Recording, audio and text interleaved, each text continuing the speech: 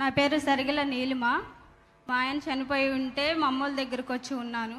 స్థలం కానీ ఇల్లు కానీ ఏం లేదండి. మా నాన్నోళ్ళు కూడా కరెంటు పని చేస్తూ మమ్మల్ని పోషిస్తున్నారు. వాళ్ళకి 15 రోజులు పని ఉంటే 15 రోజులు పని ఉండదు ఇంటి దగ్గరే. మాకు సొంత ఇల్లు కానీ స్థలం కానీ ఇస్తే. ఇప్పుడు నీ ఏం చదువుకున్నాము? నేను 10th క్లాస్ చదివాను. బాబాము ఫస్ట్ క్లాస్ అండి, పాప అంగన్వాడికి వెళ్తుంది. కిరాణా షాప్లో పని చేస్తున్నాను. సంవత్సరం పెట్టి కిరాణా షాప్లో. ఎంత ఇస్తారమ్మా? నెలకి 8,000 ఇస్తారు. కిరాణా కొట్లో పనిచేస్తుంది, నెలకి 8,000 ఇస్తారు. 10th క్లాస్ చదువుకున్నది, 2 పిల్లలు.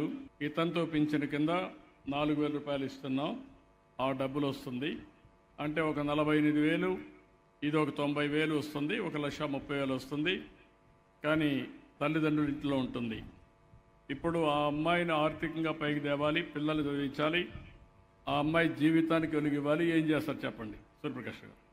సార్, మేము మీ స్ఫూర్తితో మేము ఇండస్ట్రీ స్టార్ట్ చేసాం.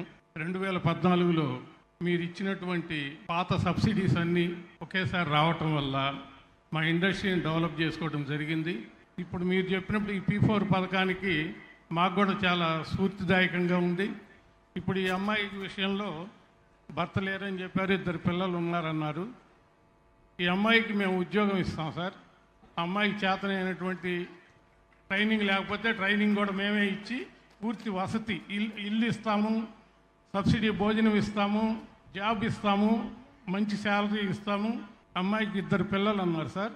2 పిల్లల్ని వాళ్ళు పూర్తిగా చదువుకునేదాకా, వాళ్ళ పూర్తి ప్రయోజకులు అయ్యేదాకా మా బాధ్యత మేము తీసుకొని వాళ్ళిద్దరిని కూడా నేను చదివిస్తాం సార్. థ్యాంక్ యూ సూర్యప్రకాష్ గారు, చాలా ఆనందం.